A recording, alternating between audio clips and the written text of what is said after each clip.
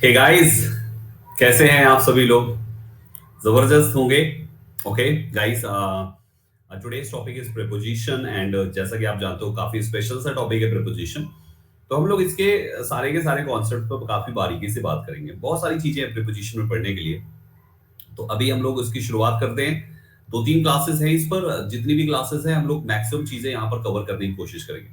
But my dear aspirants, preposition एक ऐसा topic है जो एक दो चार क्लास से कभी भी कंप्लीट नहीं होता है। ये एक ऐसा पार्ट है जिसको मान के चलो कि कम से कम तुमको नहीं 15 दिन से एक महीना पढ़ना पड़ेगा, थोड़ा थोड़ा डेली बेसिस पे। तो थोड़ा थोड़ा डेली बेसिस पे एक महीना पढ़ने के लिए एक महीना की क्लास नहीं प्रोवाइड की जा सकती है, लेकिन कंटेंट मैं आपको जरूर दे दूंगा कि आपको करना क्या है। इसमें प्रेपोजिशन में आपको पढ़ना क्या है, करना क्या है, वो कंटेंट मैं आपको जरूर दे दूंगा। तो गाइस, आप उस कंटेंट से आराम से अपनी प्रिपरेशन को कंटिन्यू रख लेना। लेकिन फिर भी सबसे इंपॉर्टेंट जो प्रेपोजिशन में प्रॉब्लम पूछी जाती है, पोजीशन के साथ फॉलोअर्स वाले क्वेश्चंस ज्यादा आते हैं कि किसके साथ कौन सा प्रेपोजिशन फिक्स है। वो फिक्स वाले लॉजिक के तहत आपको चीजें करना होता है, ठीक है ना। तो चलिए शुरू करते हैं। धीरे धीरे करके मैं आपको सब कुछ बताऊंगा कि क्या क्या अपन यहाँ पे करेंगे और क्या क्या आपको सेल्फ में केवल रिवीजन मारना है, बस हो गया उसमें, क्योंकि समझाने का कुछ नहीं है, केवल पढ़ना होता है, बस हो गया उसमें, ठीक है। आओ, तो जो भी लोग पहली बार हैं वो मेरी प्रोफाइल फॉलो कर लें। संदीप केसरवानी सर्च करेंगे तो आपको मिल जाएगी, ठीक है। जरूर फॉलो करें भाई, जरूरी है ये फॉलो कर लेना। और शेयर करके सबको फॉलो कराओ यार, सभी से कह दो यार फॉलो करो, 1 लाख पहुंचाना है जल्दी से, ठीक है। मेरी रेगुलर क्लास टाइमिंग्स और सुबह 7 बजे का एडिटोरियल, ठीक, ये हमेशा होता है। गाइज, प्रेपोजिशन एक ऐसा टॉपिक है जो 3 प्रकार से क्वेश्चंस पूछेगा आपसे। लिखो पहले, प्रेपोजिशन क्या है पहले ये समझते हैं। प्रेपोजिशन, प्रेपोजिशन, प्रेपोजिशन क्या लिखा हुआ है? प्री प्लस पोजीशन, यानी कि किसी के प्री में लगेगा और उसकी पोजीशन बताएगा। किसी के प्री में लगेगा, प्री का मतलब बिफोर, बिफोर का मतलब पहले। किसी के पहले लगेगा और उसकी पोजीशन बताएगा। जो इस टाइप का काम करे उसी को हम कहते हैं प्री पोजीशन। Right everybody? जैसे आपने कहा कि a cat is on the mat, तो मेरे भाइयों बिल्ली चटाई के ऊपर है। किससे पता चला? इस प्रेपोजिशन ऑन से। तो हम ये कह सकते हैं कि इस ऑन ने बिल्ली की पोजीशन मैट के ऊपर रखी है। अगर हम यहीं पर a cat is under the mat कर दें तो भाई साहब यहां पर बिल्ली चटाई के नीचे हो गई। किसकी वजह से नीचे हुई? उस अंडर की वजह से। पहले वाले में ऑन की वजह से ऊपर थी, दूसरे वाले में अंडर की वजह से नीचे है। A cat is behind the table, table के पीछे बिल्ली हुई, किसकी वजह से? बिहाइंड की वजह से। In front of the table, table के सामने हुई बिल्ली, किसकी वजह से? इन फ्रंट ऑफ की वजह से। यानी ये जो चीज मैं बदल रहा हूं पूरे सेंटेंस में वो है प्रेपोजिशन, और जैसे जैसे प्रेपोजिशन बदल रहा हूं उसकी वजह से एक नाउन दूसरे नाउन से अपनी पोजीशन बदलता चला जा रहा है। तो सिंपल भाषा में हमें क्या समझ में आया? प्रेपोजिशन क्या है? एक ऐसा शब्द जो पोजीशन बताता है एक नाउन से दूसरे नाउन की। जब प्रेपोजिशन में आप पढ़ना शुरू करें तो मैंने बताया 3 प्रकार की चीजें, 3 प्रकार से प्रॉब्लम यहां पे पूछी जाएगी। पहली प्रॉब्लम जो यहां पे पूछी जाएगी प्रेपोजिशन की, वो होता है पोजीशन वाली, जो मैं आपको आज पढ़ाने वाला हूं। ये पोजीशन वाली में आपको सबसे ज्यादा जरूरी होगा कि कौन से नाउन से कौन से नाउन को आप पोजीशन दे रहे हो, ये चेक करे बिना कभी भी प्रेपोजिशन नहीं लगाना है गलती से भी। वो कॉन्सेप्ट मैं आपको सब रटा दूंगा, मेरी जिम्मेदारी है। पोजीशन वाले जितने भी कॉन्सेप्ट्स है वो सब मेरी जिम्मेदारी, मैं रटा डालूंगा, ठीक है ना। सब यही सीख जाओगे आप, क्लास के क्लास में सीख जाओगे। क्योंकि यहां पर जो है ना, इसमें समझना पड़ता है कि ये वाला नाउन अब इस वाले नाउन से किस एंगल में है, जिस पर क्या प्रेपोजिशन आना चाहिए। एक तो ये पार्ट हो गया। दूसरा आएगा मेरे भाइयों आपका फॉलोअर का लॉजिक। फॉलोअर का मतलब हो गया, फॉलोअर का मतलब हो गया कि हमारे कुछ ऐसे शब्द होंगे जो कंपाउंड प्रेपोजिशन होंगे। कंपाउंड प्रेपोजिशन मतलब समझ रहे हो? एक से ज्यादा वर्ड से प्रेपोजिशन बने होंगे, लेकिन वो फ्रेजल वर्ब नहीं होगा, क्योंकि तीसरा वाला पार्ट हो जाता है हमारा फ्रेजल वर्ब। यानी फ्रेजल वर्ब भी प्रेपोजिशन का ही हिस्सा है। वर्ब के साथ प्रेपोजिशन ही तो लग के उसकी मीनिंग बदलता है। तो फ्रेजल वर्ब एक अलग कहानी है, ठीक है। इसको अलग पढ़ाएंगे, इसके लिए इसका कंटेंट अलग आपको प्रोवाइड करेंगे, या तो देखेंगे इसी में हो सकेगा तो इसी में दे देंगे आपको। दूसरा फॉलोवर का लॉजिक, ये बहुत ब्रॉड है, ये बहुत लंबा चौड़ा है भाई। किसके साथ कौन सा प्रीपोजिशन आएगा तो उसकी क्या मीनिंग होगी, डील विद होगा, डील ये होगा, है ना, एग्री टू होगा, एग्री विद होगा, प्लीज्ड विद होगा, प्लीज्ड एट होगा, डिसप्लीज्ड एट, मतलब बड़ा नाटक है। तो ये वाला जो लॉजिक है ना भाई साहब, ये बहुत लंबा चौड़ा है। मैं आपको इसको थोड़ा बहुत पढ़ाऊंगा भी और इसकी लिस्ट भी प्रोवाइड करूंगा जितना भी मुझसे हो सकेगा, ठीक है। तो अपन ये चीज यहां से कवर कर लेंगे। और फ्रेजल वर्ब की लिस्ट में दे दूंगा 1000-1500 फ्रेजल वर्ब्स आपको, ठीक है।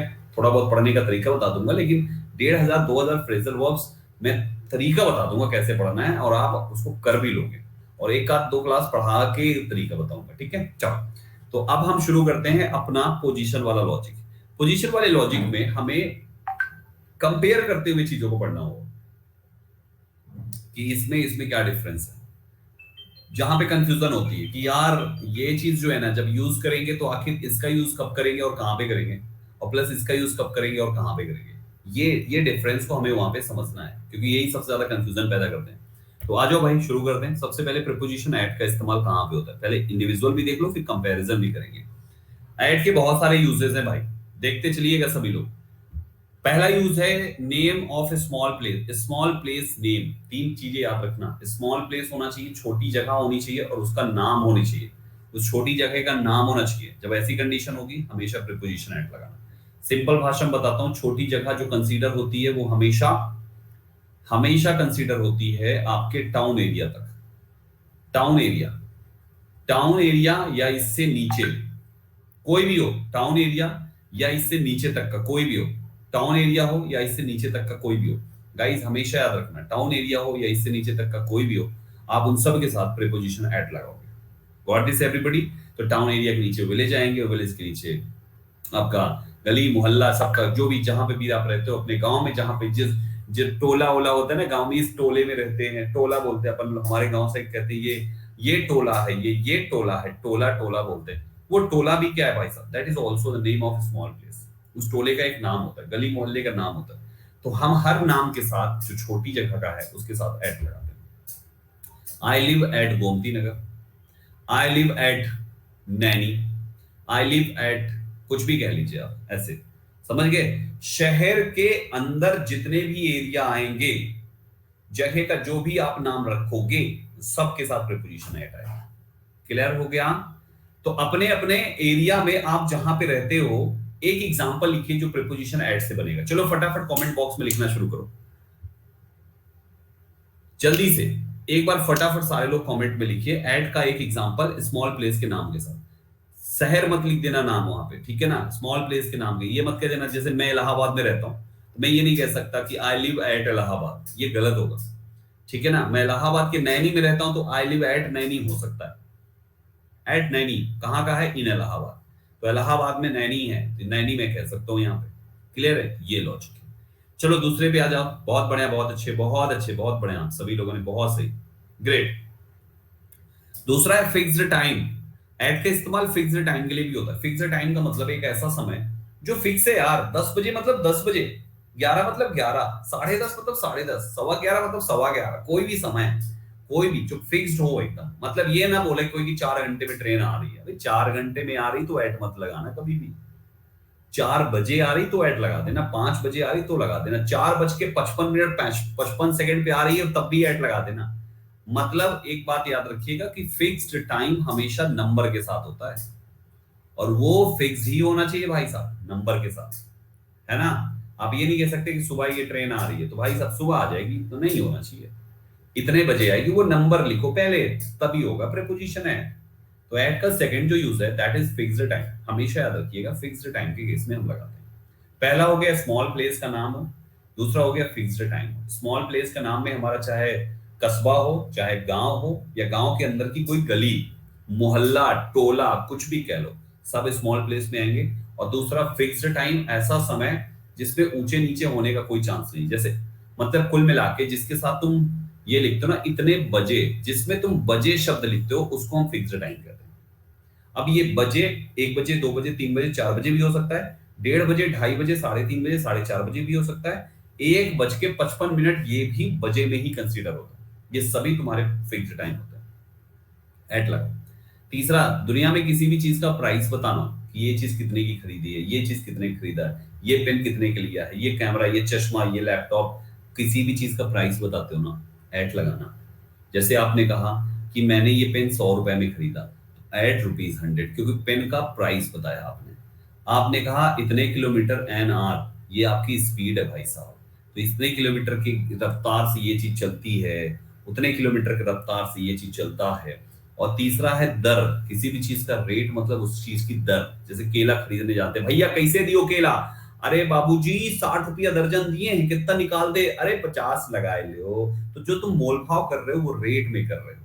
वही अगर तुम जाते हो शर्ट खरीदने, कैसे दियो भैया शर्ट, अरे भैया इस समय शर्ट का बताई 999 के है, अरे भैया को सही लगा लो, कितना लगा ले, 200 लगा लो, 999 की शर्ट 200 रुपया में।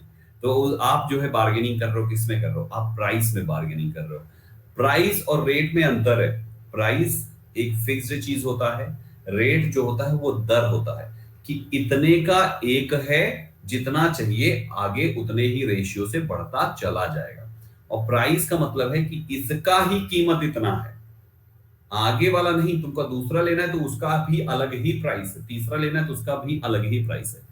So guys in this way price, rate और स्पीड तीनों ऐड ही लेते हैं। देख लीजिए आप तीनों के साथ ऐड लगाएं। Got this everybody? इन सब में अगर एक चीज नोटिस करो तो हमारा ये सब कुछ जो है क्या है, ये सब कुछ एक प्रकार से फिक्स्ड जैसा ही पॉइंट दे रहा है। जैसे ये 60 किलोमीटर एन आवर का मतलब है 60 एक फिक्स्ड जैसा बताया, राइट एवरीबॉडी, एक फिक्स्ड जैसे आपने बात वहां पे बोली है। दैट्स व्हाई हम वहां पे भी क्या यूज करेंगे, हम वहां पर भी यूज करेंगे ऐड का। आप पेन का रेट बता रहे हो, आप किसी बनाना का दर बता रहे हो, या कोई भी चीज, आप खीरा लेने जाते हो, कैसे दी भैया, 10 रुपया के 4 खीरा है, तो 10 रुपए के 4 खीरे जो आप ले रहे हो वो उसका दर है। आगे अगर 20 रुपया दोगे तो तुमको 8 भी मिलेगा, 30 दोगे तो तुमको 12 मिलेगा, धनिया फ्री मिलेगा, 40 दोगे तो तुमको 16 मिलेगा, धनिया फ्री मिलेगा और मिर्चा भी फ्री मिलेगा। और अगर 50 दोगे तो धनिया फ्री, मिर्चा फ्री और खीरा भी मिलेगा, और तुम्हारे घर हम भी चलेंगे, ठीक है। तो यहाँ पर ये नींबू भी फ्री मिलेगा। तो गाइस वहां पे तुम्हारा ये सीन हो जाता है यहाँ पे, यानी कुल मिला के ये सभी क्या है, फिक्स्ड वाला लॉजिक। व्हाट इट, सिंपल है ना, कितना सिंपल है। अभी इस पर मैं आपको बता दूं, कम से कम नहीं तो मैं आपको 100 से 150 क्वेश्चंस दूंगा प्रैक्टिस के लिए। तो बी केयरफुल, क्वेश्चन 100 से 150 मिलने वाले हैं आपको, और यही सब कॉन्सेप्ट पर बने होंगे वो, ठीक है, जो बिल्कुल सेम टू सेम एग्जाम के लेवल को मैच करेंगे। अभी तो दिमाग में सेट कराना है यार, सीधा एग्जाम लेवल की क्वेश्चन डालूंगा ना तो आपका दिमाग ये सोचेगा कि मुझे इसके साथ फाइट करनी है, मुझे इसके साथ फाइट करनी है। वो ऐसा दिमाग उसके हिसाब से सेट ही नहीं हो पाएगा। आसान आसान को अंदर जाने दो, लगेगा कि बहुत आसान है, ठीक। और देख लो ऐड के कुछ और यूजेस होते हैं। टेम्पररी एक्शन का मतलब, एक बार मैंने पूछा था किसी क्लास में, ही इज एट वर्क का मतलब होता है कि वो अभी अभी काम कर रहा है। शी इज एट प्ले का मतलब है कि वो अभी अभी काम, वो अभी अभी खेल रही है। तो एट प्लस मेन वर्ब की फर्स्ट फॉर्म लिखने का मतलब है कि वो काम अभी कंटिन्यू है, जब लगातार वो काम जारी है तो उसके लिए भी हम एट का इस्तेमाल करते हैं। तो ही इज एट वर्क, सुन लीजिए, आज तक आपने ऐसे सेंटेंसेस पढ़े भी नहीं होंगे। इस टाइप के कॉन्सेप्ट्स एक्चुअली न्यूज़पेपर में मिल जाते हैं। तो ही इज एट वर्क मतलब वो अभी काम कर रहा है, शी इज एट प्ले अभी वो खेल रही है, ठीक है ना। आई एम एट स्टडी अभी आप पढ़ रहे हो, आई एम एट टीच मैं अभी पढ़ा रहा हूँ। Got this everybody? पढ़ने में गलत सा लग रहा है लेकिन 100% सही है grammatically. She is at study वो अभी खेल रही है, वो अभी पढ़ रही है। Got it? किसी भी मेन वर्ब की फर्स्ट फॉर्म के साथ एट लगाते हैं। डन।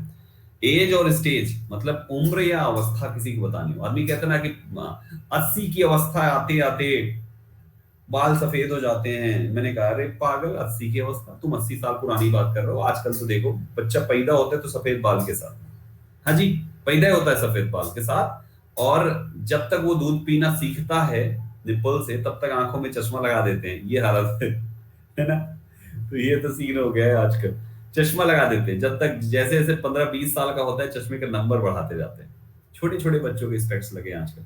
उम्र या किसी की अवस्था बतानी हो, उम्र या अवस्था बतानी हो तो वहां पे हमेशा क्या लगाते हैं भाई साहब, वहां पे हमेशा एट का इस्तेमाल करते हैं। And for your kind information, ये बच्चे के साथ तभी होता है जब माँ की डाइट अच्छी नहीं होती है।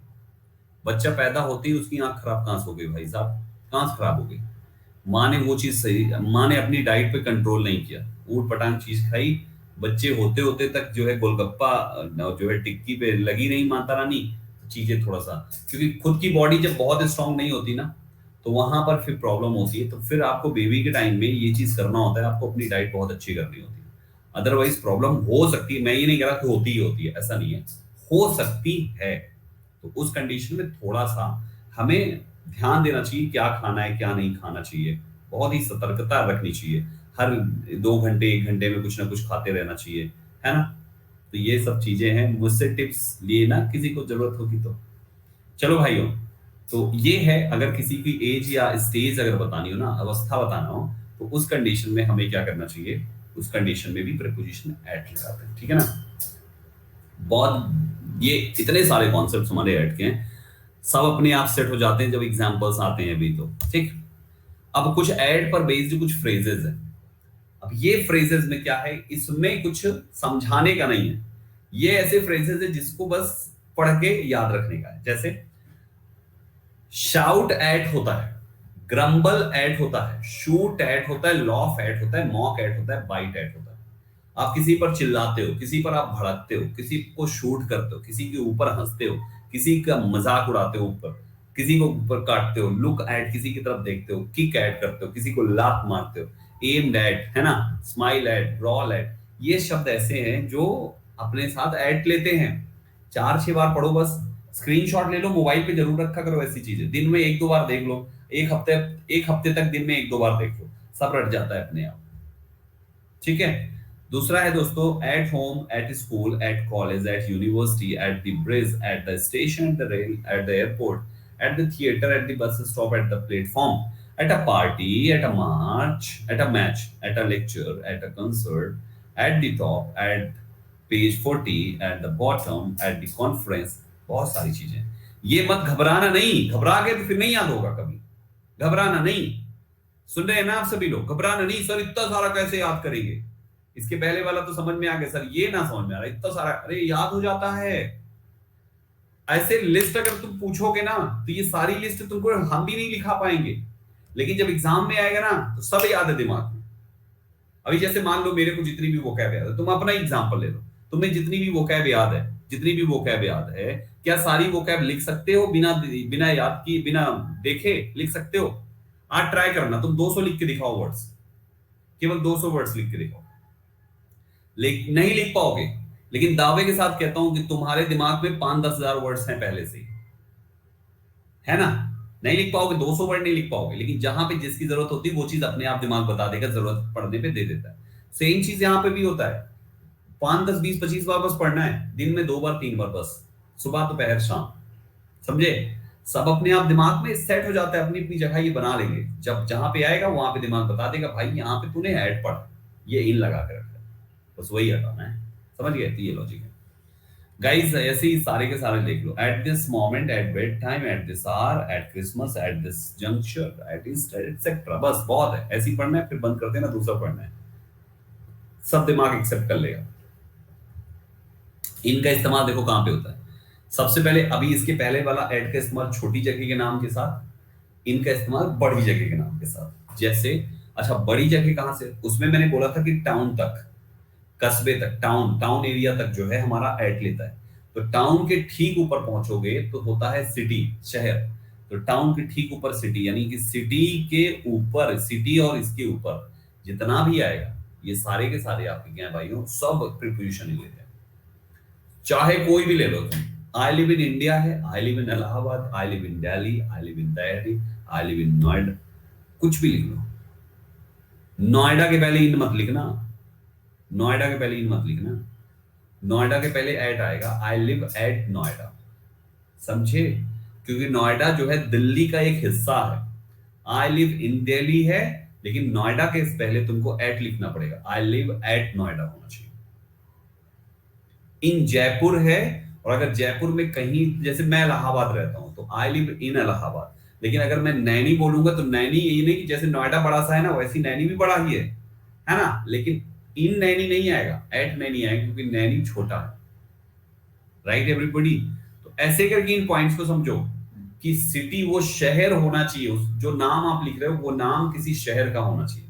अगर वो, जैसे नोएडा कोई शहर नहीं है, नोएडा दिल्ली राज्य, दिल्ली का एक छोटी सी जगह है, और वो जगह कितनी भी बड़ी हो, 50 किलोमीटर में बसा दो तुम, लेकिन है तो नोएडा ना।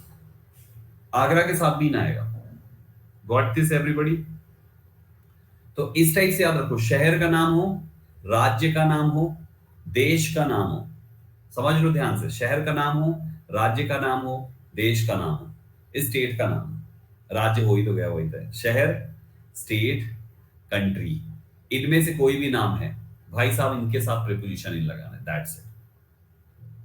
ठीक है, चलो अब देखो यहाँ पे आपके सामने ये पार्ट हो गया। तो वी लिव इन इंडिया, ये हमारा पार्ट हो गया। We live in India, India हो गया। She lives in Uttar Pradesh, Uttar Pradesh हो गया। दोनों ने इन ले लिया। अच्छा, दूसरी इंपॉर्टेंट बात सुनो, आपके सेंटेंस में कभी भी सुनना ध्यान से, आपके सेंटेंस में जैसे आप घर का एड्रेस लिखते हो, तो एड्रेस पे सबसे पहले क्या लिखते हो? सबसे पहले अपना मकान नंबर बताते हो, फिर गली नंबर बताते हो, फिर लैंडमार्क बताते हो, फिर उसके बाद अपना शहर बताते हो, फिर यूपी लिखते हो ना, या जिस जहां से भी आप हो, ऐसे लिखते हो अपना। तो गाइस, एड्रेस जब कभी भी बताया जाता है तो आप क्या करते हो? हमेशा अपने घर से शुरू करते हो। वो सबसे छोटा है, फिर आप उससे बड़ा करते हो, फिर उससे बड़ा करते हो, फिर उससे बड़ा करते हो, फिर उससे बड़ा करते हो, यानी छोटे से बड़े की तरफ जाते हो ना। ठीक उसी प्रकार से जब आप मल्टीपल प्लेसेस लिखना एक साथ सेंटेंस में, तो सबसे पहले सबसे छोटा वाला प्लेस लिखना, फिर उससे बड़ा प्लेस, फिर उससे बड़ा प्लेस, फिर उससे बड़ा प्लेस लिखना। जैसे वी लिव इन इंडिया है ना, वी लिव इन उत्तर प्रदेश है ना, अगर आप ये उत्तर प्रदेश में सपोज आप ये कह दो कि मैं इलाहाबाद में रहता हूं, तो आपको फिर वहां पे इलाहाबाद पहले और उत्तर प्रदेश बाद में लिखना पड़ेगा। समझे? अगर आपने एक इलाहाबाद लिख दिया और दूसरा नैनी लिख दिया, तो नैनी छोटा हो गया, अब नैनी पहले और इलाहाबाद बाद में करना पड़ेगा। ठीक है, जैसे मान लो दिल्ली में रहते हो, तो दिल्ली में मैं मुखर्जी नगर रहता था, तो मैं वहां पे क्या बोलूंगा कि मुखर्जी नगर पहले और दिल्ली बात करूंगा। I live at Mukherjee, I have lived at Mukherjee Nagar in Delhi. समझ पा रहे हो? I have lived at Mukherjee Nagar in Delhi.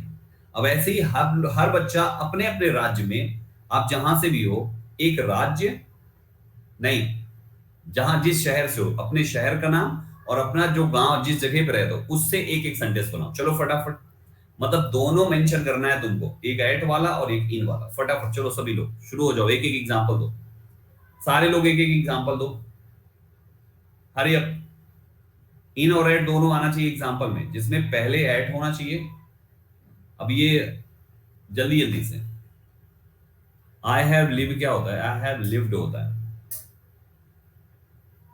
या आई लिव अगर अभी भी रह रहे हो। ग्रेट गाइस, बहुत बढ़िया, बहुत अच्छा, बहुत अच्छा, बहुत ही बढ़िया। तीसरी इंपॉर्टेंट बात सुनो, जैसे यहां पर इंडिया है और यहां पे उत्तर प्रदेश है, ठीक है ना। सपोज आपको एक सेंटेंस बनाना पड़े जिसमें इंडिया और उत्तर प्रदेश लिखना पड़े। जैसे आई लिव, मैं रहता हूं भारत में, उत्तर प्रदेश में, भारत के उत्तर प्रदेश राज्य में रहता हूं, ठीक है ना। भारत के उत्तर प्रदेश राज्य में मैं रहता हूं, अगर हमने ये बोला, अब मुझे ये सेंटेंस में ये दोनों बात एक साथ लिखनी है। तो इन दोनों में छोटा कौन हुआ? उत्तर प्रदेश, तो हम पहले उत्तर प्रदेश लिखेंगे और फिर उसके बाद भारत लिखेंगे। अब एक बात देखो ध्यान से, तो दोनों जो नाउंस हैं ये दोनों हमारे बिगर प्लेसेस हैं। भाई यूपी राज्य है, एक बड़ा प्लेस का नाम है। इंडिया देश है यार, वो भी बड़ा प्लेस है। तो अभी तक पढ़ाए हुए कॉन्सेप्ट के अनुसार दोनों के साथ प्रेपोजिशन इन आना चाहिए, लेकिन ऐसा नहीं होगा। जब कभी भी दो एक साथ नाम आ जाएं, बड़े वाले, बिगर नेम, बिगर प्लेसेस, तो उसमें अरेंजमेंट आप तो वैसे ही करोगे, एक को छोटा दूसरे बड़े वाले को उसके बाद में।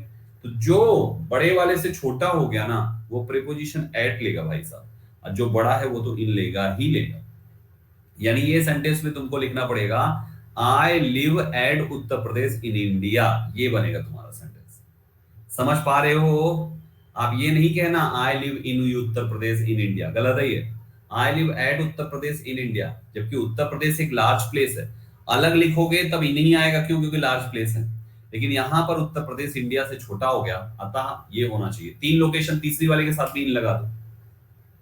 अगर एक और आ गया, पृथ्वी पर है ये इंडिया, आगे पृथ्वी लिख दो तुम पृथ्वी पर इंडिया है, तो पृथ्वी का अपना अलग प्रीपोजिशन आएगा, ऑन अर्थ आता है, ऑन दी अर्थ आता है, ठीक है।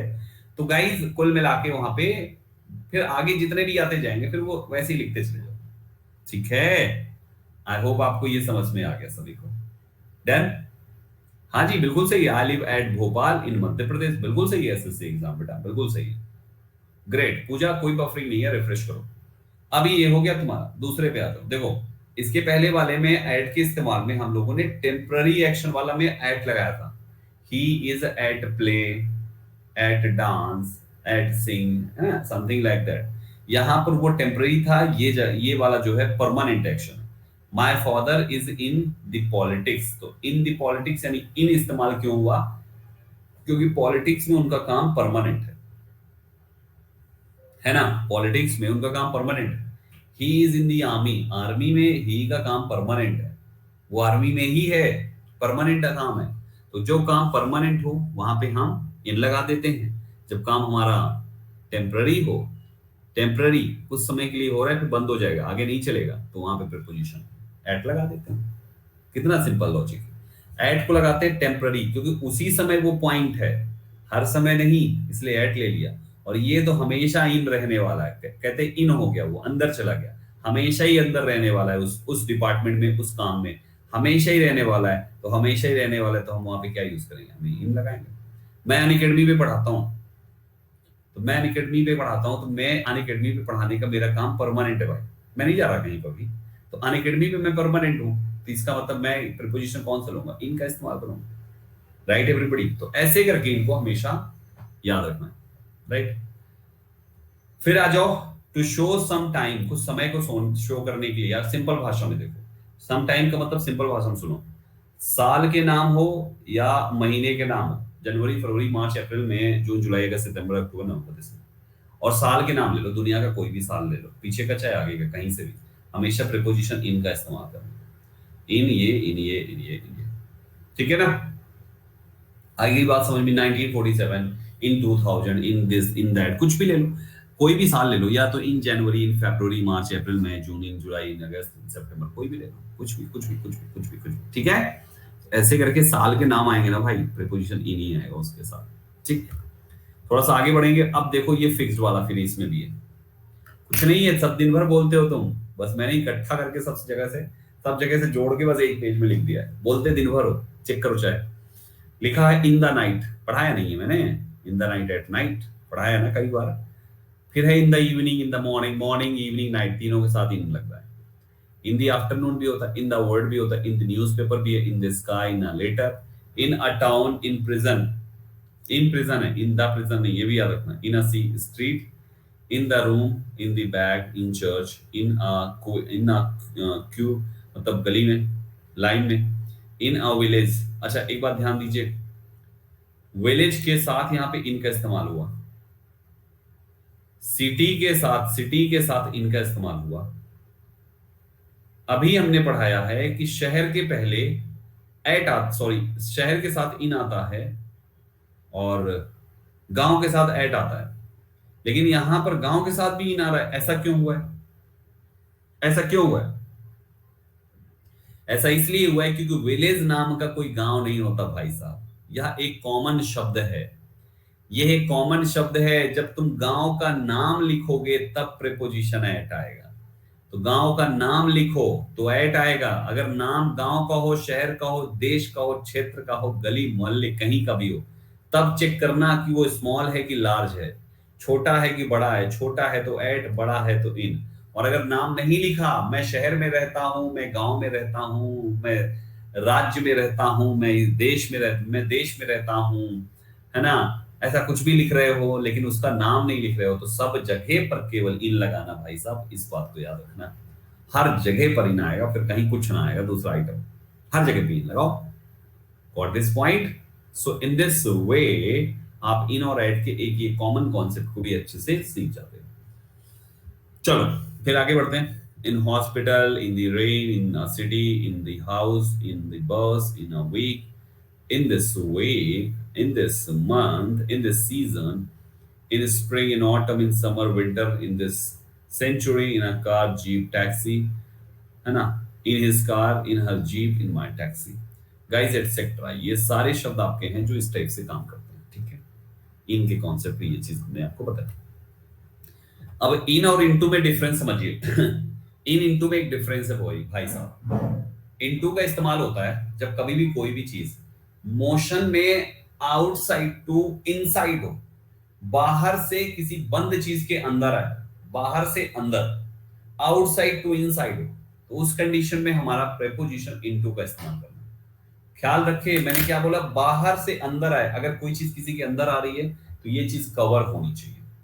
अगर खुली चीज है तो उसमें आप कभी भी बाहर शब्द नहीं बोल सकते और ना ही अंदर शब्द बोल सकते। खुला है ना, अगर मान लो मैदान में तुमने एक लाइन खींच दी, एक आदमी लाइन के इधर है, तो आप ये नहीं कह सकते तुम लाइन के बाहर चले गए। नहीं, लाइन के बाहर तब होगा जब तुम एक बॉक्स बना दो और फिर इसके अंदर खेल रहे हो। अभी इसके बाहर कोई गया तब लाइन के बाहर है। लेकिन अगर बीच में लाइन खींची है और तुम इधर से इधर आ गए तो लाइन के बाहर नहीं, लाइन के उस पार हो या लाइन के इस पार, बाहर नहीं हो। तो यहां पर कोई बंद चीज चाहिए भाई साहब, तब अगर बाहर से अंदर आएगा तो इनटू लगेगा। ही फेल इनटू द वेल, वो कुएं में गिर गया। कुएं में गिर गया तो कुआं बंद होता है, बंद बंद होता है कुआं, इसलिए क्या आएगा, he fell into the well. He jumped into the river, नदी में कूद गया। नदी में कूदा तो घुस गया ना नदी में, पानी के अंदर। नदी में जब कूदा तो पानी के अंदर घुस गया ना, तो इनटू आएगा। अगर उसको कुदा दिया लेकिन नदी में नहीं, रोड पे कुदा दिया आपने उसको रोड पे कुदा दिया। जब आपने उसको रोड पे कुदा दिया तो रोड पे कुदाने पे फिर इनटू नहीं आएगा भाई साहब, क्योंकि रोड के अंदर वो घुसा नहीं आदमी। अगर घुस जाएगा रोड के अंदर ही तब इनटू हो जाएगा भाई साहब, लेकिन रोड के अंदर घुसेगी। शक्तिमान थोड़ी ना है कि लेके आदमी को जो है घुस गया और सीधा अंदर घुस गया सीधा। या कृष थोड़ी ना है यार, कृष थोड़ी ना है, कृष जैसी शक्ति थोड़ी ना है कि वो कौन सा ताकतवर को लेके अंदर घुसा, रोडे फाड़ के अंदर घुस गया। हल्क थोड़ी ना है, अंदर ही घुस गया एकदम। तो गाइस अगर अंदर ही घुस जाओ, रोडों में अंदर घुस जाओ, तो भी इंटू लगा देना। मतलब सेम सेंटेंस हमारे लिए इनका है लेकिन कृष के लिए इंटू का था। हम आप अगर रोड पे गिरते हैं तो सड़क फोड़ के बैठ जाते हैं, और वो गिरा अंदर ही लेके घुस गया, तो वो क्या हुआ, ही जंप्ड, फिर उसके लिए इनटू द रोड बोलो हैं। हमारे लिए क्या, हम जंप्ड, तो हमारे लिए अपॉन होगा, अपॉन दी रोड होगा। अभी आगे बढ़ाऊंगा मैं। Got it everybody. तो इनटू का मतलब क्या है भाई साहब, तुम कहीं पे भी आओ लेकिन अंदर जाने चाहिए उसके, तभी इनटू आएगा। और दूसरा इनटू का यूज होता है transform from one state to another, एक स्टेट से दूसरे स्टेट में जब पूरा ट्रांसफॉर्म ही हो जाए तब भी। अब पहला वाला रहे ही नहीं गया, जैसे ट्रांसलेट इनटू इंग्लिश, मतलब पहले भाषा जो थी अब वो भाषा रही नहीं गई, इंग्लिश में आ गई है। Milk turns into curd, milk जो है कर्ड में बदल गया, दूध दही बन गया। तो अब दूध का अस्तित्व खत्म हो गया, दही बचा केवल, अब दूध नाम ही नहीं आएगा। तो वहां पर भी क्या हो गया भाई साहब, मतलब टर्न हो जाए यार, वो उसकी अवस्था ही पूरी बदल जाए, वो अवस्था ही पूरा चेंज हो जाए एकदम से नया। तो वो कंडीशन हमारी क्या होगी भाई साहब, वो इनटू की हो जाएगी। Got this everybody. इनटू में एक बात याद रखना, मैंने जो बात बोली है ऊपर वाले, देखो नीचे तो हो गया ट्रांसफॉर्म का, दैट्स वेरी सिंपल कॉन्सेप्ट। ऊपर वाले लॉजिक में भाई ऑब्जेक्ट का बाहर से अंदर आना मैंडेटरी है, अंदर में ही घूम रहा है तब मैंडेटरी नहीं है। आप मॉल जाते हो, मॉल में घूम रहे हो, कहाँ घूम रहे हो, इनटू द मॉल घूम रहे हो। मॉल में घूम रहे हो चारों तरफ एकदम इधर उधर, कभी ये सीढ़ी चढ़ रहे हो, कभी वो सीढ़ी चढ़ रहे हो, लिफ्ट में आ रहे हो, उतर रहे हो, चढ़ रहे हो, इसको देख रहे हो, उसको देख रहे हो, ये कपड़ा ट्राई कर रहे हो, वो कपड़ा ट्राई कर रहे हो, 4 घंटे से माल वाले का भेजा खा गए। तो आप वहां पे मॉल में घूम रहे हो, तो आप मॉल में क्या इनटू घूम रहे हो, नहीं, आप मॉल में इन घूम रहे हो। क्यों? क्योंकि आप मॉल में बाहर से अंदर की एंट्री नहीं शो करिए। नाउ द पॉइंट इज कि अगर हम मॉल में, ठीक है संदीप सर आप कह रहे हो कि बाहर से अंदर आना मैंडेटरी है, अंदर से अंदर ही है तो मैंडेटरी नहीं है, फिर इन आएगा। मतलब कोई भी ऑब्जेक्ट किसी चीज के अंदर पहले से ही हो और उसी में मोशन हो तो इन ही रहता है। नदी में कूद गए, जब कूदे तब इनटू थे, अब तैर रहे हो तुम, उसी में तैर रहे हो, उसी में बस यूं हाथ मार रहे हो तुम। अब नदी में अगर हाथ मार रहे हो, तैर रहे हो, तो स्विमिंग इन द रिवर होगा, इनटू नहीं होगा, क्योंकि तैर रहे हो तो नदी में तो पहले ही आए होगे ना। In the pool in the river होता है, समझ गए ना। नदी में क्या कर रहे हो, तैर रहे हो, तो तैर रहे हो नदी में ना, तो इसका मतलब नदी में तो हो पहले से ना। तो एक बात समझ में आई कि यार कुछ हमारे पास मेन वर्ब्स भी ऐसी होती है जो ये पहचान कराती है कि वो ऑब्जेक्ट बाहर से अंदर आया। जैसे वो जंप शब्द हो गया, फेल शब्द हो गया, ये दो तो याद रख लेना खास तौर पे। ये दो ऐसी चीज है जो आपको ये एहसास दिलाती है कि आप किसी चीज के बाहर से अंदर आए, ठीक है ना। बाहर से अंदर आए हो तो वो हमारा जंप शब्द हो गया, फेल शब्द हो गया, ये ऐसा, ये हमें बताते हैं। बस स्टेज में याद रखना। अब देखो इसके बाद आ जाओ, इनटू में कुछ हमारे फ्रेजल वर्ब्स बनते हैं, कुछ फ्रेजल वर्ब्स से थोड़े बहुत हैं। जैसे ब्रेक इनटू का मतलब है जबरदस्ती कहीं पर प्रवेश करना। जैसे चोर डकैत होते हैं, घरवा फोड़ के घुस जाते हैं ना, चैनल टेढ़ा कर दिए, दरवाजा तोड़ दिए, घुस गए अंदर, तो उन्होंने क्या किया, उन्होंने ब्रेक इनटू किया। ब्रेक इनटू का मतलब चोरी करने के इरादे से बिना किसी की परमिशन लिए हुए तोड़ के अंदर घुस जाना is known as break into, जबरदस्ती प्रवेश करना। अच्छा, ये जबरदस्ती प्रवेश जरूरी नहीं कि वो चोरी करने का ही इरादा हो, वो कुछ भी हो सकता है, प्रवेश जबरदस्ती होगा, परमिशन नहीं होगी। जैसे आप लोगों ने वो देखा होगा, अरे यार, अरे जिसमें दया है दरवाजा तोड़ देता है, दया दरवाजा तोड़ो, क्या नाम है उसका, कौन सा सीरियल है, सीआईडी, सीआईडी। तो सीआईडी में क्या होता है, यही होता है, दया दरवाजा तोड़ो, दया ने दरवाजे मारा, लात दरवाजा उड़ा गया। पता नहीं कैसे दरवाजा लोग बनाते हैं, दया तोड़ देता है दरवाजा, दया नहीं आती, नाम जैसा है वैसे एक लक्षण नहीं है उसके अंदर। तो दया ने दरवाजा तोड़ा, यानी उसने दरवाजे को क्या, उसने घर में ब्रेक इनटू किया। ब्रेक इनटू, दरवाजा तोड़ा without permission is known as break into. Got it.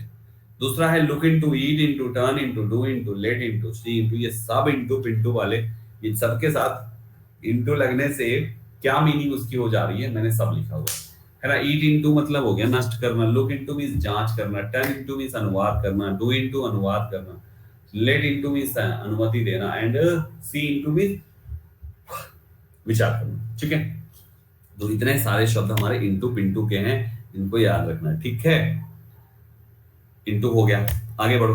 Preposition on का इस्तेमाल सिंपल है यार, कोई चीज किसी के ऊपर हो, बस उसको छुई हुई होनी चाहिए और ऊपर होनी चाहिए।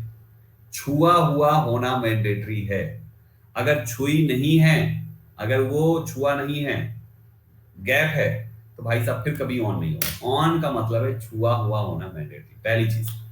दूसरी चीज, ऑन में एक ये कंडीशन है कि छुआ हुआ हो, लेकिन जिसके ऊपर रख रहे हो तुम ना, जब ऐसे ऊपर से देखो तो नीचे वाला आइटम दिखना चाहिए, नहीं समझे। जब ऐसे ऊपर से देखो, जैसे मान लो कोई भी चीज है, जैसे मान लो ये है, ये हाँ, ये लेंस क्लीनर है, अब ये है, अब मैं इसको मैंने अपने इस पे रख दिया जिस पे मैं लिखता हूं, तो मैं अगर ऐसे देखता हूं तो मुझे नीचे वाला दिख रहा है, भाई ये तो इतना सा है, वो हमारा बड़ा सा कूड़ा है, मैंने यूं रखा तो मुझे नीचे वाला दिख रहा है। अगर नीचे वाला दिख रहा है, इसका मतलब ऊपर वाले ने पूरा ढका नहीं। जब ढका नहीं होगा तो हमेशा प्रीपोजिशन ऑन होगा। समझ में आ रहा है? जब ढका ना हो तब प्रीपोजिशन ऑन हो, और जब ढक जाए तो, जैसे टेबल पे हम लोग लगा देते हैं, बिस्तर पे चादर मार देते हैं, जब ढक जाए तो अरे भैया ओवर आता है, ओवर में ढक जाता है, ढक, टा ठा डा ढा, ढा ऐसे होता है, ढक, टा टा ठा डा ढा, हाँ ढा, ढक, ये ऐसे हो रहा है। तुम लोग को आता ही नहीं ढक लिखना, देखो यहाँ पे ढक ऐसे होता है। जब ढक जाए, जब ढक जाए, जब पूरा नीचे वाला दिख ही नहीं रहा है तो इसका मतलब ऊपर वाले ने ढक लिया। जब ढक लिया तो ओवर लगाना, और जब ढका नहीं है तो प्रीपोजिशन ऑन लगाना। ठीक है, तो इन टचिंग पोजीशन में, जैसे there is a plate on the table, table पे प्लेट है तो ऑन द टेबल, टेबल पे चादर है ओवर द टेबल। समझ पा रहे हो? टेबल पे प्लेट है ऑन द टेबल, चादर है over the table. He was carrying a luggage on his head, अपने सरवा पे रख के लगेज लेके जा रहा है ना, तो ऑन हिज हेड होगा क्योंकि सर पे लगेज रख के लेके जा रहा है। सो गाइस, ये सिंपल सा लॉजिक है। कुछ एक्सप्रेशंस हैं जो फिक्स हैं, अपने साथ लिए बैठे हुए हैं। तो दिन के नाम, सब सारे दिन के नाम के साथ प्रीपोजिशन ऑन इस्तेमाल होता है। On the same night, on the evening of the this, 2 जनवरी 21 से, ये क्या लिखा है अभी, सेकंड होता है, 2 ND होना चाहिए, 2 जनवरी है ना, ऑफ द 2 जनवरी। तो 2 जनवरी की शाम को, इसलिए को आया है तो ऑन है। मैं आपको बता दूं, को मीनिंग होती है इस ऑन का, ऑन का मतलब केवल पर ही नहीं होता, को भी होती है। On a bus, on a train, on a plane, on a cycle, सबके साथ ऑन लगाओ, on on on on on. ठीक है, थोड़ा सा आगे आ जाओ तो ऑन पे कुछ और भी इडियम्स, कुछ और भी फ्रेजेस हैं। On foot, on horse, house's back, on a horse, on a camel, on an elephant, on television, on a cold day, on the radio, on the phone, on the telephone, on a strike, on leave। सब लिख लो यार, सब screenshot लो। मैं छिप गया, screenshot लो सभी जल्दी से, सारे लोग स्क्रीनशॉट लो।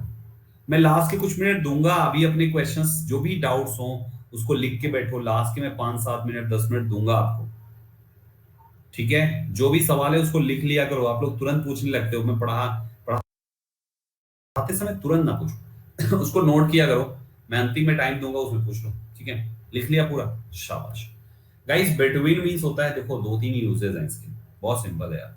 सबसे पहले बिटवीन का मतलब होता है बीच में, तो जब कभी मीनिंग होती है बिटवीन का मतलब होता है बीच में, तो जब कभी भी दो के बीच हो ना, बीच में दो के, तो वहां पे बिटवीन लगा। Divide is between you and me, you एक हो गया, दो लोग हो गए, इसलिए बिटवीन है।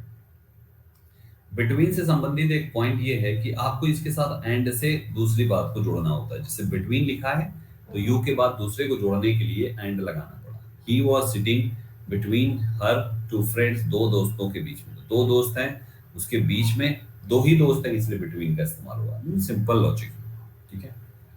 डोंट यूज ईच और एवरी आफ्टर बिटवीन, बिटवीन के बाद कभी भी ईच एवरी मत लगाना। जैसे that batsman blew a whistle between each ball is wrong, between ball is right, समझे?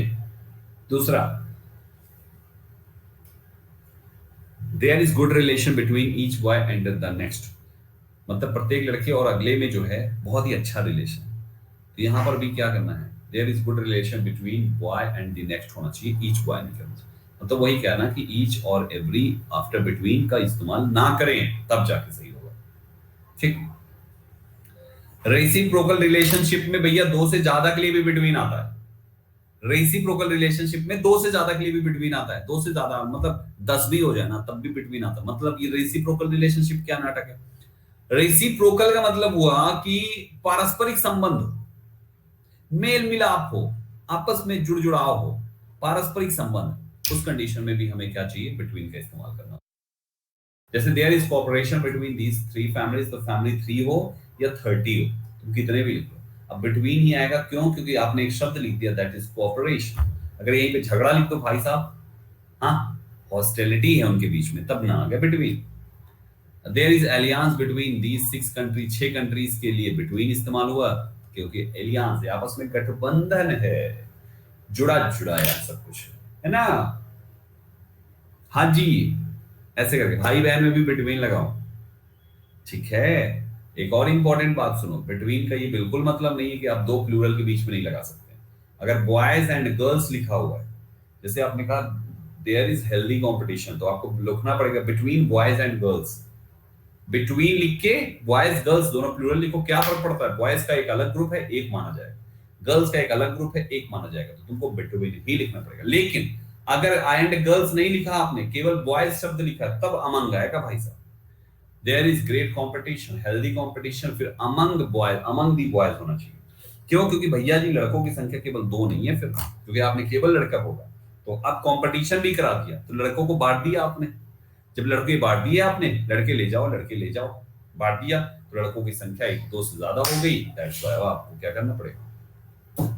तो कुछ लोग, बच्चे लोग को ये लगता है कि दो का मतलब दो ही होना चाहिए, प्लूरल नहीं होना चाहिए। ऐसा नहीं है, प्लूरल प्लूरल के दो ग्रुप लगा दो ना, प्लूरल सिंगुलर के दो ग्रुप लगा दो, तुम सिंगुलर प्लूरल के दो ग्रुप लगा दो, सिंगुलर सिंगुलर के दो ग्रुप लगा दो, प्लूरल प्लूरल के दो ग्रुप लगा दो, choice is yours. Among the boys होगा बेटा, देवाशीष पांडा भाई, among the boys. Between boys girl क्या होता है? बिटवीन बॉयज गर्ल क्या होता है? ऐसा कोई शब्द ही नहीं होता बेटा, सोनू कुमार। ग्रामर सही तो लिखो यार कम से कम, है ना? चलो अमंग ये वाला पढ़ो, मैं पानी पी लेता हूँ, पढ़ो जल्दी से, पढ़ो।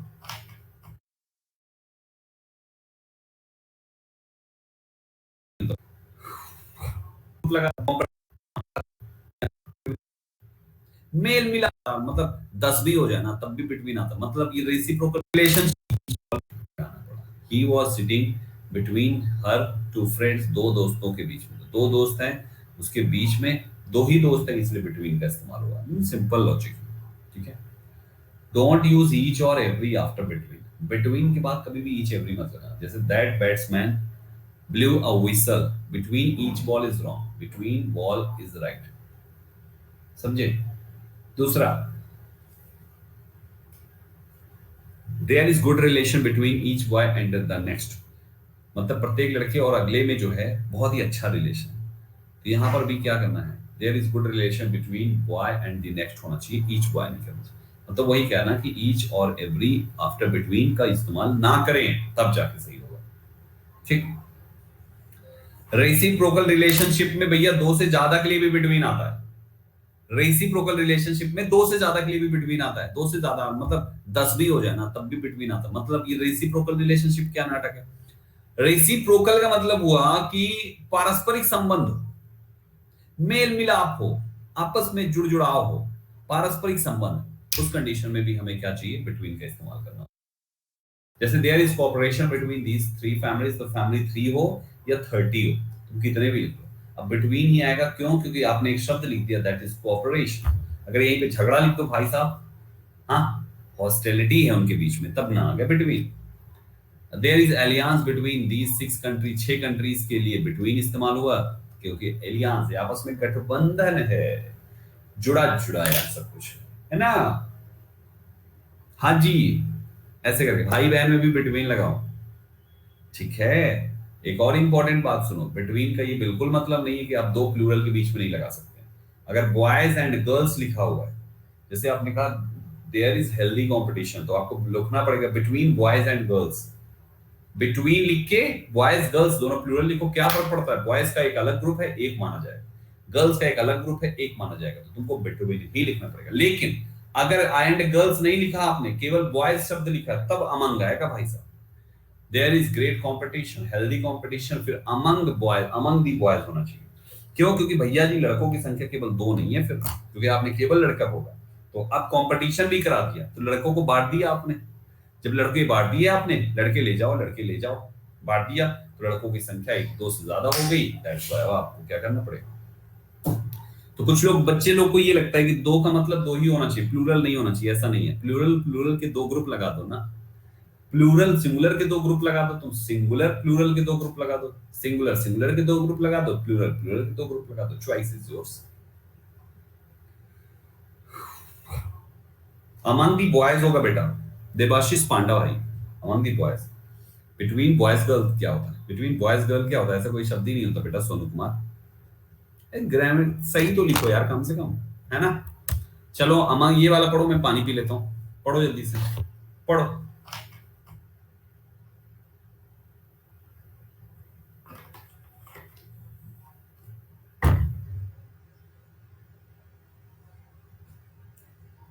अब सुनो,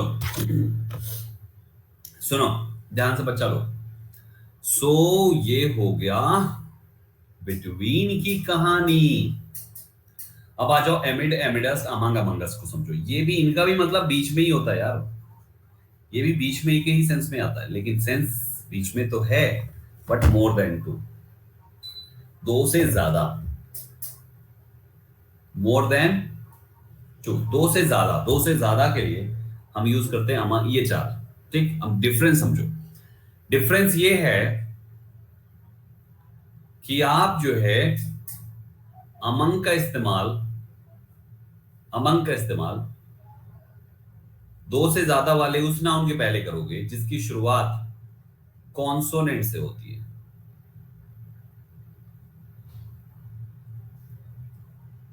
और अमंगस वोवेल से होती है। आपके सामने यहां पर दिम है, एक कॉन्सोनेंट है, अतः अमंग आया है। अस एक वोवेल है, इसलिए अमंगस्ट आया है। तो पहला यूज तो ये हो गया। दूसरा ये है कि जैसे जिस सेंस में अमंग आया है उसी सेंस में एमिड, जिस सेंस में ये एस टी लगा हुआ है उसी सेंस में यहां पे ये एस टी वाला एमिडस्ट, इसीलिए मैंने स्लैश करके इसको लिख दिया। ये पॉइंट जो है जिसमें दोनों एक दूसरे के लिए आ सकते हैं, ये पॉइंट होता है काउंटेबल नाउन के लिए।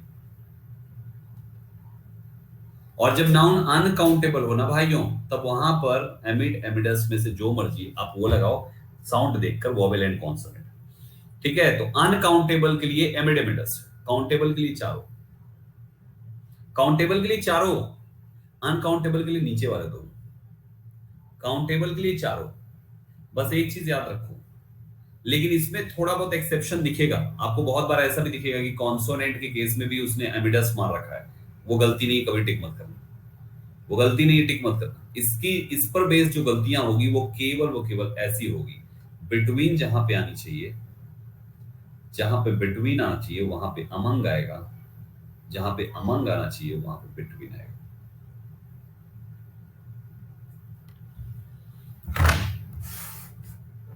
क्लियर हुआ?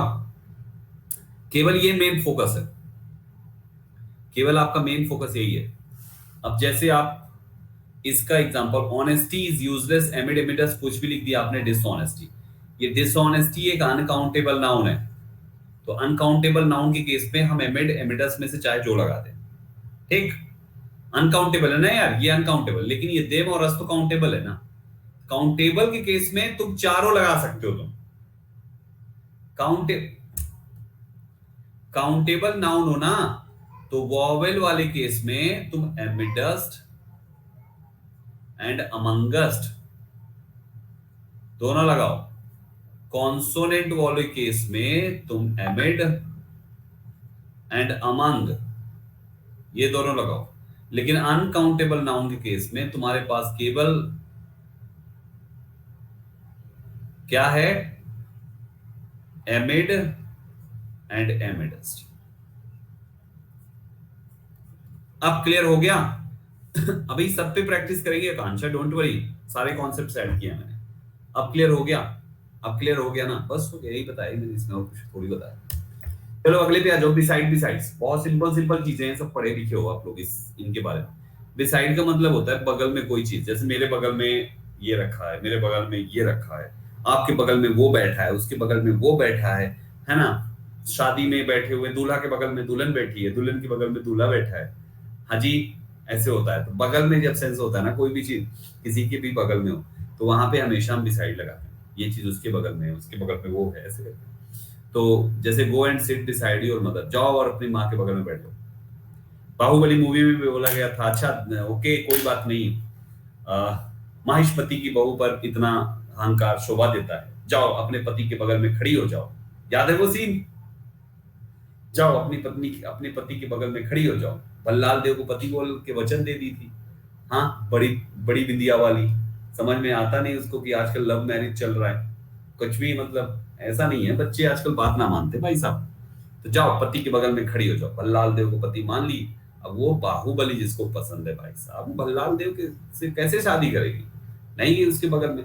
तो उसने क्या बोला था, उसके बगल में खड़े हो जाओ। Go and sit, go and stand beside Bhallal Dev, Bhallal Dev, ठीक है ना। तो वहां पे भाई साहब क्या है, वो बिसाइड है, किसी के भी बगल में यार, किसी के भी। बी साइड, बिसाइड कहलाता है।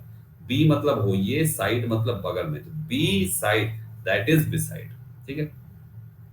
और बिसाइड्स का मतलब होता है एडिशनल, एडिशनल, एक्स्ट्रा। जैसे आप कहीं घर में दाल बन रही थी, घर आपको भेजा गया, जाओ बेटा धनिया लेकर आओ, धनिया खत्म है। धनिया लेने को भेजा गया, आप धनिया खरीद ही रहे थे, अचानक घर से फोन, अरे नींबू भी खत्म है, लेकर आइयो, धनिया के साथ नींबू भी डालना है दाली में। तो आपको धनिया लाना था, अभी नींबू भी लाना है, दोनों लेकर आना है ना। एडिशनल, एक तो था ही पहले, अब नींबू भी खरीदना है भाई साहब। एडिशनल आया, बिसाइड्स लगेगा।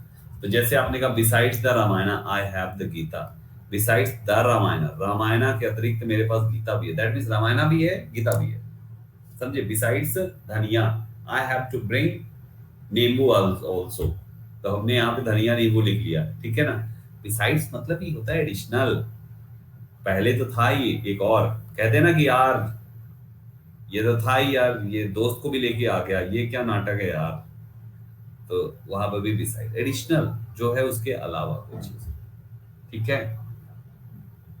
चलो नेक्स्ट पे आओ। अबव का मतलब क्या होता है, वो ऊपर होता है, अबव मींस होता है ऊपर।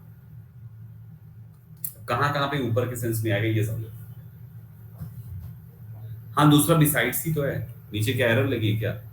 हाँ बिसाइड्स लिखो यार, ये टाइपिंग एरर है यार, ये क्या है ये, बिसाइड्स लिखो। ऊपर पहला है हायर देन, मतलब ऊपर होना चाहिए। The kites rose above the cloud, एकदम ऊपर, हायर देन हो गया, जितना चाहिए उससे भी ऊपर हो गया। हायर देन, जितना चाहिए उससे भी ऊपर हो गया, बादल के ऊपर उड़ रहा है, तो वो क्या है भाई साहब, वो हो गया अबव की पोजीशन, ठीक है। तो अब याद कैसे करेंगे, कहां कहां तक उड़े कि अबव आए, कहां तक उड़े कि अंडर आए, मामला क्या है संदीप सर? तो सुनो, जब कभी भी किसी लेवल के ऊपर की बात हो, चाहे वो बादल का लेवल हो उसके ऊपर, चाहे समुद्र का लेवल हो उसके ऊपर, किसी भी चीज के लेवल के ऊपर की बात हो, हमेशा प्रीपोजिशन ओवर लगा, सॉरी अबव लगाते हैं। Kites rose about the cloud इसलिए है क्योंकि क्लाउड एक लेवल है, आप उसके ऊपर पतंग उड़ाए पड़े हो। ठीक। दूसरा है मोर देन इन नंबर और क्वांटिटी। अबाउ का मतलब किसी भी चीज की संख्या में या क्वांटिटी में ज्यादा होना। There are about 50 students in the class, मतलब लगभग 50 से ज्यादा स्टूडेंट्स क्लास में हैं, है ना। तो यहां पर भी ओवर अबाउ लग गया। तीसरा भी देखो, ये वही कॉन्सेप्ट यहाँ पे 2 बार लिख दिया गया है। तो यहाँ पर देखो सी लेवल से नाप लिया गया, ये भी है माउंटेन का लेवल है, ये आपका क्लाउड का लेवल है, तो ये भी एक ही है। तो पहला और तीसरा कॉन्सेप्ट सेम है। सुपीरियर अगर आप किसी से होते हैं ना सीनियर, तो Rohan is above Saroj in MTNL. MTNL में रोहन सरोज से सीनियर है। तो सीनियर की कॉन्सेप्ट जब आएगा वहां पर भी हम अबव का ही इस्तेमाल करेंगे। ठीक है, हाँ याद रखिएगा। आगे आ जाओ, थोड़ा सा ओवर में आ जाओ। To cover something in touching, अभी अभी तौलिया वाला एग्जांपल दिया था। बिस्तर में बेडशीट बिछा दिया तो वो हमारी ओवर की पोजीशन हो जाएगी। क्यों? क्योंकि उसने उसको कवर कर लिया, टचिंग हो और कवर हो, तो ये तो हो चुका है। दूसरा है एग्जैक्टली ओवर समथिंग। कोई भी चीज अगर किसी के ठीक सीधे हो, जैसे अगर आप यहाँ बैठो, कभी कभी होता है ना अपन पंखे के नीचे चेयर डाल के शादी वगैरह में जब जाते हैं, लिटरली आप सबने किया होगा, शादी में जब हम लोग जाते हैं और वहां पे खोजते हैं कहाँ पंखा लगा है, पंखा पंखा पंखा पंखा ऐसे खोजते हैं। जहां पंखा लगा होता है अपन कुर्सी वहीं खींचते हैं और 2-4 आदमी उधरी लेके आराम से बैठ जाते हैं पैर फैला के। तो वहां पे ऐसे करके जो पंखे के नीचे यूं करके बैठे हो ना, तो पंखा तुम्हारे सर के ठीक ऊपर हुआ, पंखा सर के ठीक ऊपर जो हुआ, यही पोजीशन क्या कहलाती है? ओवर की कहलाती है। समझे? आप किसी होटल में किसी रेस्टोरेंट में जाते हो कुछ खाने के लिए, वहां भी तो पंखा वाली टेबल खोजते हो। अगर एसी नहीं लगा वहां पे तो क्या करते हो? पंखा वाली टेबल खोजते हो। पंखा देखो कहाँ है, वहीं बैठ के दाल चावल अपन मारेंगे। तो पंखा वाली टेबल जो खोजते हो वो भी तुम्हारी ओवर है, पंखा तुम्हारे ओवर होता है ना। और टेबल फैन है उसके बगल में बैठ गए तो, सीलिंग फैन है उसके नीचे बैठे हो, टेबल फैन के बगल में बैठते हो। टेबल फैन के क्या बैठे हो? टेबल फैन के फ्रंट में नहीं, टेबल फैन के हाँ फ्रंट में ही बैठता है आदमी ना। हाँ फ्रंट में ही तो बैठेगा, तो फ्रंट में बैठता है, तो बिसाइड नहीं होगा। आप टेबल के बगल, क्या फैन इधर लगा के बैठते हो? क्या उधर ही हवा जाए तुम भी हवा छोड़ोगे क्या इधर से? पंखा आप ही की तरफ आता है तो आप उसके एकदम सामने। जब फ्रंट का मतलब क्या है यार, कि सामने वाले का फेस आपका फेस मैच कर जाए, तो उसी को तो फ्रंट कहते हैं ना। फ्रंट दैट मींस वहां पर फेस मैच कर जाए, सामने सामने हो जाए, तो उसको हम फ्रंट कहते हैं। So in this way my dear aspirants, ये फ्रंट है। ठीक है, तो ये है आपका। The plane is flying over over the town. Town के ऊपर से प्लेन उड़ रहा है, आपके सर के ऊपर से पक्षी उड़ गया, घर के ऊपर से हवाई जहाज उड़ गया, कोई भी चीज किसी के ऊपर से उड़ गया, है ना, निकल जाए, बस उसको ओवर लगा। मोर देन कहीं अधिक होना, जैसे सलमान खान इज ओवर 50, 50 से ओवर हो गया, तो ओवर हो गई उसकी एज। कहते तुम्हारी एज ओवर हो रही है भाई, अब तो ब्याह कर लो यार।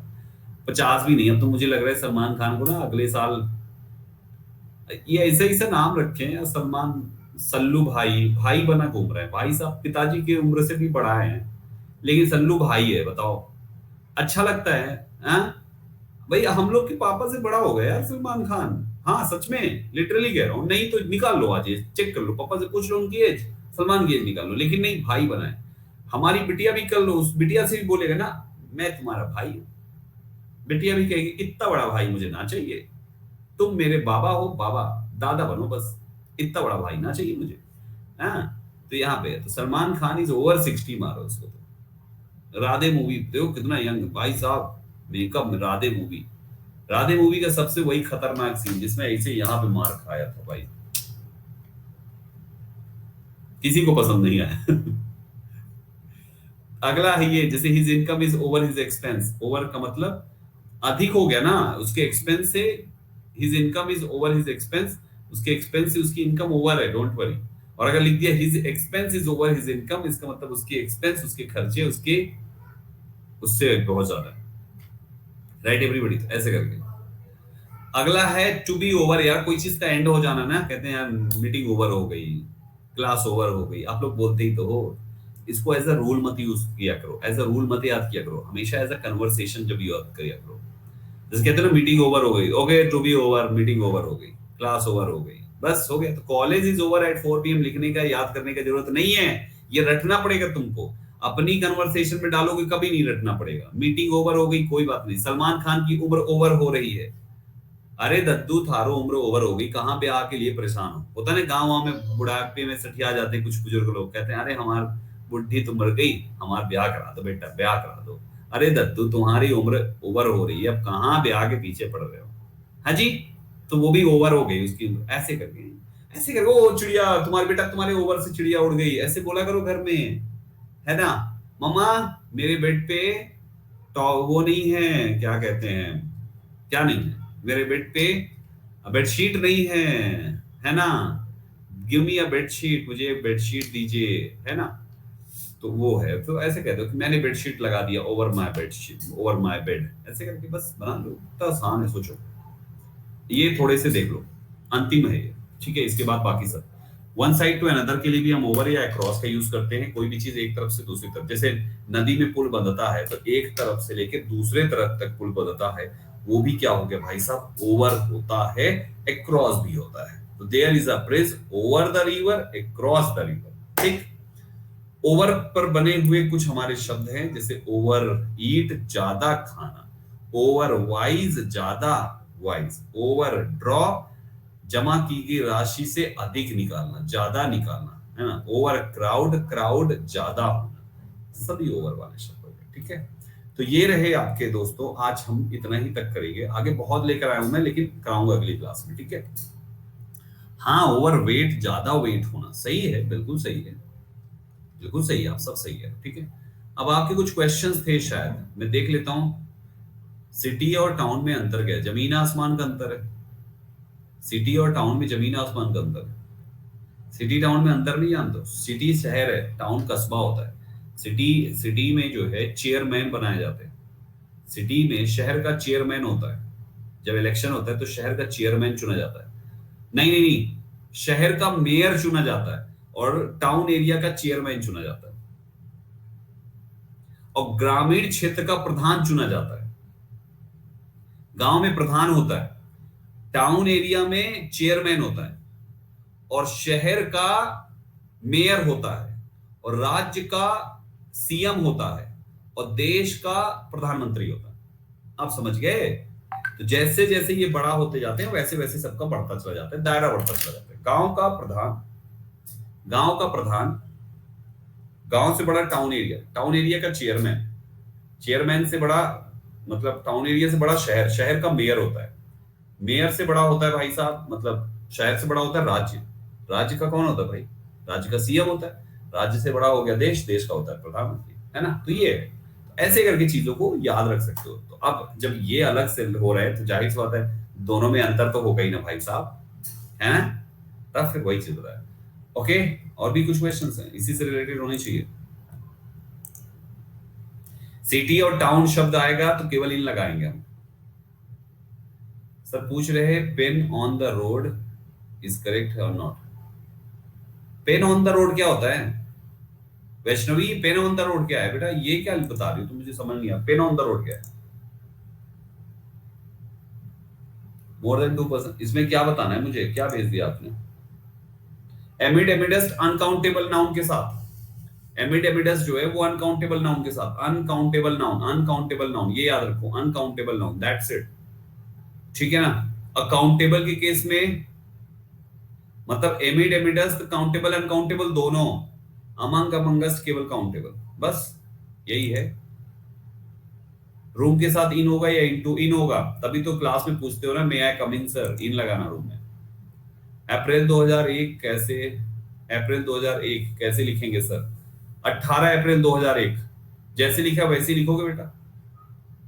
18 अप्रैल 2001 जो लिखा हुआ है ऐसे ही लिखोगे श्रेया बेटा, ठीक है। तो दो तरीके से लिख सकते हो। 18 अप्रैल, जैसे आपने कहा ये चीज 18 अप्रैल 2001 में वो घटित हुई थी, है ना। तो this thing happened in, this thing happened on 18th अप्रैल 2001 लिख दो, काफी है आपको। उसके साथ जब आप किसी डेट के साथ ईयर जोड़ते हो ना तो अलग से प्रीपोजिशन नहीं लिखने होते, ठीक है। Next, I live in Jharkhand या एट झारखंड होगा। ये बताओ झारखंड तुम्हारा क्या है? राज्य में आता है, तो राज्य के साथ क्या आना चाहिए, प्रीपोजिशन ही आना चाहिए, दैट्स इट। प्लेन के लिए अबव क्यों नहीं, हमने कब बोला प्लेन के लिए अबव नहीं आएगा, प्लेन के लिए भी तो अबव आता है, कहां उड़ाओगे, यहां भी उड़ाओगे आप, प्लेन के लिए अबव ही आएगा तुषार। सर मॉर्निंग में ट्यूटोरियल पढ़ाते हो तो ग्रामर भी एक्सप्लेन, ठीक है भाई। बुक का नेम एसएससी के लिए एसपी बख्शी ले लो।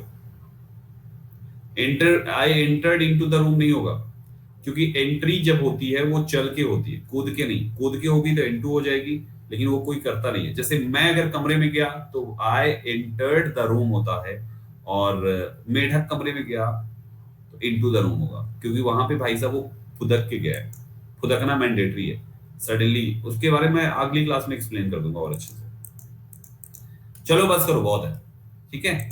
सो गाइस ये रहे सारी की सारी चीजें, इतना कवर करना, बाकी चीजें हम लोग अगली क्लास में आपसे डिस्कस करेंगे, ठीक है। चलो अगली क्लास मेरी 2 बजे क्लास है, उसके लिए आप तैयारी करनी है, मिलता हूँ आप सभी से 2 बजे, बाय बाय। अच्छा एक सुनो सुनो, 4 बजे वाली क्लास जो आज होनी है ना, उसको मैंने कल 12 बजे लगा रखी है, ठीक है। सुन लो सभी लोग, आज जो 4 बजे हो रही थी ना, मैंने सुबह ही बताया भी था, मैंने उसको 12 बजे लगा रखी है। हाँ पेड बैच वर्ब का तीसरा पार्ट बचा था ना, जिसमें जीरंड एंड पार्टिसिपल डिस्कस करना है, तो वो कल 12 बजे यहीं पर, और कहाँ, जैसे ये 12 बजे हो रही है वैसे वो कल 12 बजे लगा दी। कल सैटरडे वैसे भी छुट्टी रहती है पेड बैच की, तो हमने क्या कर दिया, कल लगा दिया, ताकि 2 क्लास का बर्डन ना हो। आज प्रीपोजिशन पढ़ रहे हो तो प्रीपोजिशन पे पूरा फोकस करो, कहाँ वर्ब में फंस जाओगे, कल वर्ब पढ़ा दूंगा, फिर संडे आराम से एक दिन मिल जाएगा, दोनों रिवाइज कर लेना, मंडे को फिर प्रीपोजिशन, ठीक है। चलो ओके बच्चों, बाय बाय, टेक केयर।